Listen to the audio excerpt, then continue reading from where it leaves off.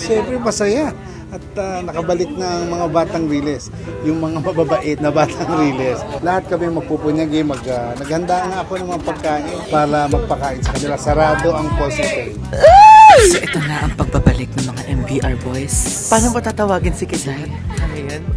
Paano yung tatawagin? Kidlat!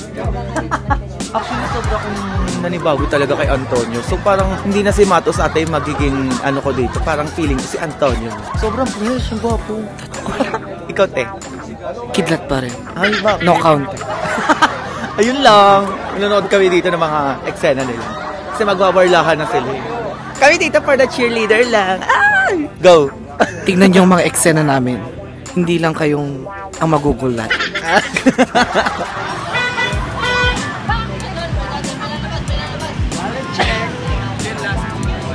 Medyo masilip yung frame, boys patingin.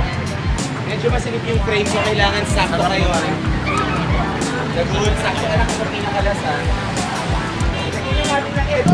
Ito yung pinakaunang eksena pagbalik namin sa sobrang exciting na pagpalabas namin sa QV kasi mamimiss ko na yung nanay ko, makikita ko na yung nanay ko the first time.